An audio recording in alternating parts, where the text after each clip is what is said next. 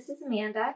So I'm going to be showing you how to set up for assignment 2, the folded paper still life. This is based on exercise 11 of your book. It's on page 121. So definitely read through that so that you have a good foundation and understanding of how you want to set this up. But I'm also going to kind of demo how you would set this up at home and go through the first pass of your actual painting. So just to kind of show you what the end result will look like, this is the one that I did for painting one class. When I did mine, you can see I had like a rolled paper object and then like a kind of fanned out folded paper object. And I just want you guys to notice the colors that I chose. So for this exercise, your primary folded sculpture or your folded paper, whatever is like the subject, whatever color you choose for that, in my case, I chose purple or violet.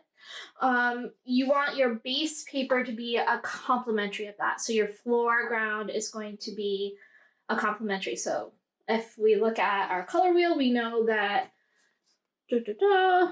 we have yellow and violet are complementaries. So I chose a yellow base for that. Now, as far as for the background color, we want to choose one that would be analogous of your paper sculpture or your subject there.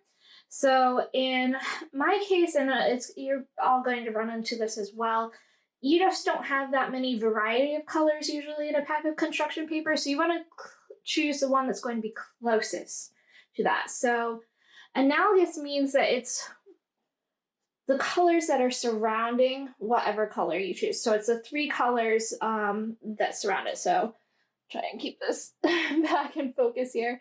So if it was violet, it would be either red violet or blue violet. You're probably just not going to have those options. I know I didn't have those options in my construction paper pack. So I chose the next best thing, which would be blue. So my background, I ended up using blue. It definitely has some violet colors in there as well, as you can see, and that's going to be based on the lighting. And we'll get into that in a moment as I show you the one that I've set up for your class. So with that being said, I'm going to pan over to show the little newbie one I picked up here. All right, so the materials you're going to need to set up your still life are a cardboard box. You can use a shoebox. This was just a box, like a monthly subscription box that I had that I thought would work really well. The pack of construction paper that I picked up this time is kind of they're more muted tones. They're not as bright and vibrant as the ones that I used for my still life in the past. So I don't know if you can see, like they're kind of, like they're still colorful, but they're not like super bright. So this will still work though. It still had, all the primary colors that you needed.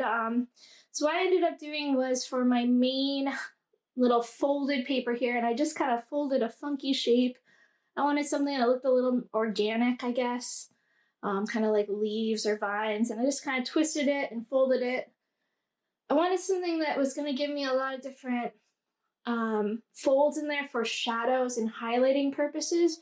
And this is something you want to do at home as well. You don't want something that's just kind of like pretty plain or only has like a couple sides to it, because this is supposed to kind of challenge you a little bit to figuring out how to deal with those shadows and, highlighted areas, especially with color and mixing and things like that. So I chose green for that. So that means my base or my ground plane is going to be red, because that's a complementary of green.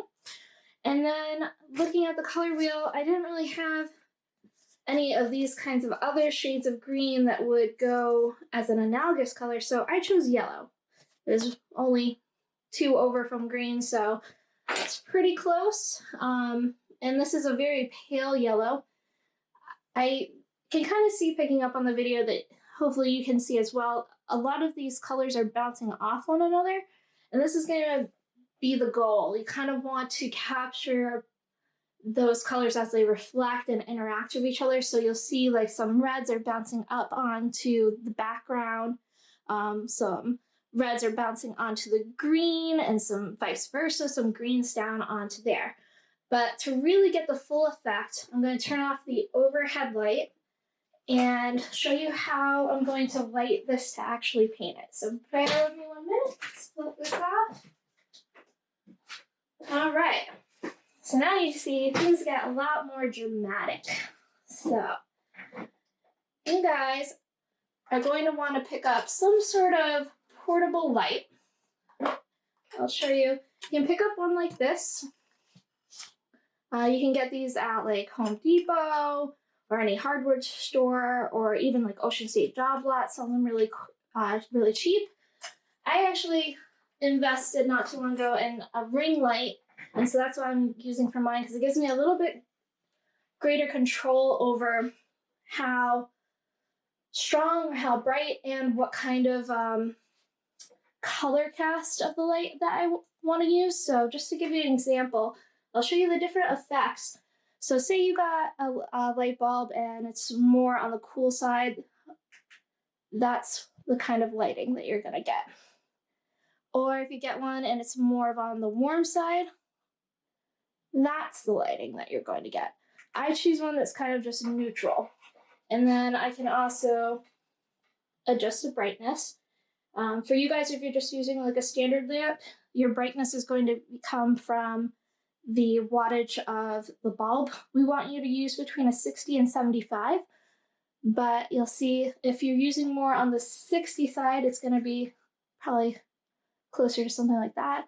75 is going to be a little bit brighter. For mine, I can go even brighter, but that's not really what I'm looking for.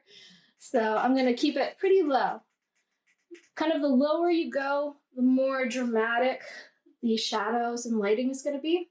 And then you kind of have to figure out, where do you want your shadows to fall?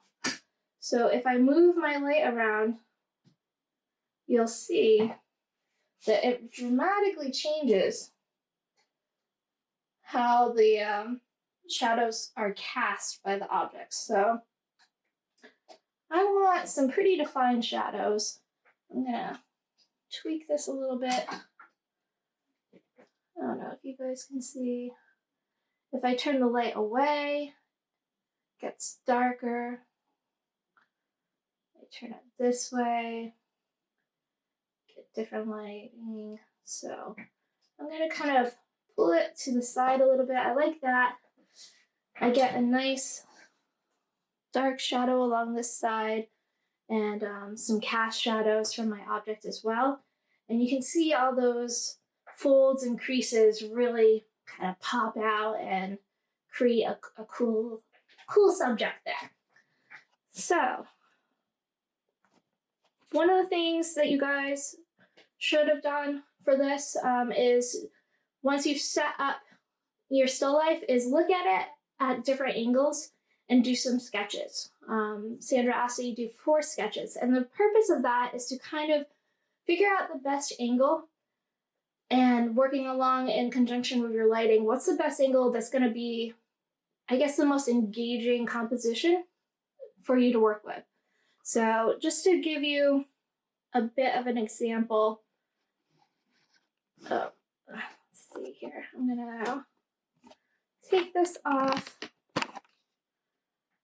and if you're looking at it straight on, you see I have a lot of empty space to the right, and all of my like folds are kind of grouped over to the left. So if I kind of just worked on this straight on, I'm gonna have a lot of just empty blank space on this. So I probably want to frame my composition more at an angle. So if I was doing something like this, even, I wish I could crop it in a little bit more. What I'm probably going to end up doing is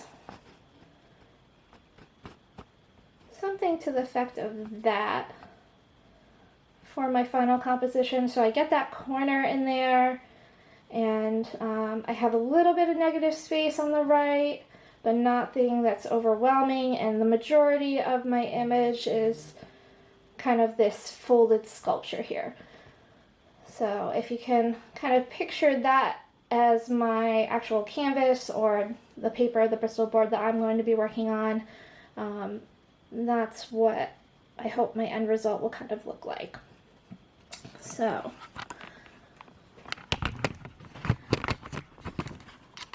what I'm going to do is I'm going to stop the video for now. I'm going to go ahead and sketch out my kind of the angle that I really like here, which I think is pretty similar to something like this. And then I'll come back as I do my first pass and we'll go through that together. All right, I'll see you guys soon. Bye. Okay, welcome back, guys. So as you can see, I have loosely and lightly sketched out my composition here. So I have my folded paper kind of sculpture figure subject here. I like this angle that I have, so it's looking at the corner of the box and get a little bit of the object leaning into the corner as well. So now I'm just going to do my first pass, which is basically just a wash of the main colors that I'm using. In our second and third passes, we're going to go in and really tighten up on a lot of the details. But for now, we're just trying to get the general colors down, and then we'll be, you know, as we go through, we'll be refining things more. So I'm starting with my ground floor color, which is the red. I know just by looking at it that it's a duller kind of red. I just added a touch of green to it just to kind of lower the intensity a little bit, and a little bit of white. But even if you just went straight out of the tube of red, it's okay because we're going to be, like I said, refining that later. I just kind of knew basically the kind of tone that I wanted to go for. So I'm just going in, I'm using very kind of like watered down colors. So I can still actually see a little bit of my sketch line through that. And that is fine because we are going to be building up on these colors later. And I'm just washing it off. I'm using just a larger round brush to kind of get in here and do my little corners, my little edges. Yeah, at this point in your first pass, it's not gonna look very pretty. We're just getting the basic tones down so that we can go in and blend more colors into there later on. So for right now though, we just want to get some paint down and have it start to take shape. So I'm just going in nice and smooth strokes. See, like a little bit, sometimes if you add a little bit too much water, gotta watch out for drips. So yeah, I'm just going in, and don't worry too much about, you know, the shadows and the highlights yet, because we're gonna go, like I said, in the second and third pass, we'll be kind of adjusting this shade of red with, you know, some whites and some, you know, adding in some other colors to kind of get some shadows. And there's a term called simultaneous contrast that we'll go over as well as we kind of get more into this project. That's basically when you see those different colors bouncing off other colors. So if you see like the red being like reflected in the green or vice versa, we want to kind of capture that in our painting so that adds a little bit more visual interest and it's more realistic. So I'm just going through, just kind of adding a little bit more here. It's almost, the wash that you're doing is very similar if you've ever seen or used watercolors before. It's just very light. Make sure you're using a lot of water to kind of just get a good wash on here. So that looks pretty good for the red. So let's go in and do the green now. And I am using the same shades that you guys would have in your kit. You know, so the green that I'm using is the same exact one that you would be using. Same for all the rest as well. So you can achieve, you know, these very similar effects just by using these same colors. So again, the green is a bit muted as well. That's just kind of the construction paper that I used. So I'm adding just a touch of red to it. And you guys should have kind of learned a little bit of this through the color exercises that we've done, that if you want to decrease the intensity of a color, you just add its complement. And in this case, I'm just adding a small amount of that complement because, like I said, we'll go back in later and refine it more. But for now, just to do our wash, I'm adding a little bit of white because the green out of the tube is a little too dark for what I want for my wash.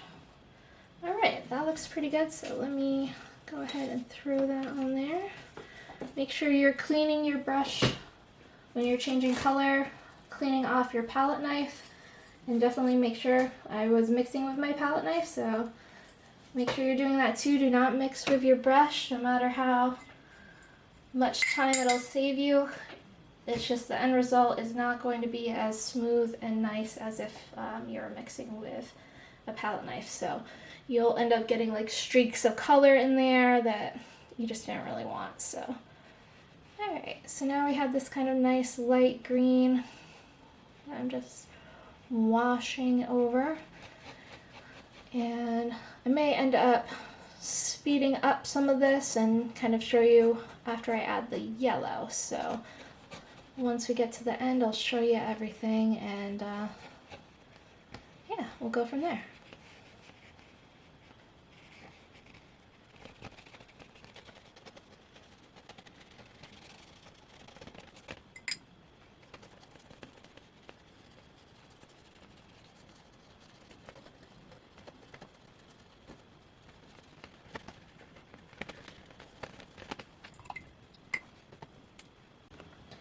Okay, so now I'm just going to do the yellow, so this will be my last color that I'm adding. Just like with the red and the green, I dulled this down just a smidge. I added just a pinch, a small amount of the violet that I have, the purple color, and a little bit of white as well, just so it lightened it up a bit. And so now I'm just going to go in and add. Already I can kind of tell that this is going to be a little bit darker than the yellow that I have. But like I said, we'll go back in our second pass and we'll lighten this up a lot. Actually, for the shadowy areas, this isn't that bad, so this will be good.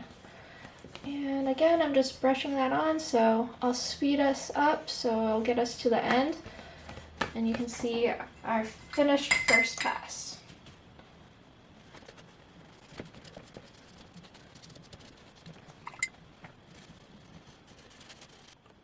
Hey guys, so sorry my camera battery died there on me, but as you can see, I completed my first pass here.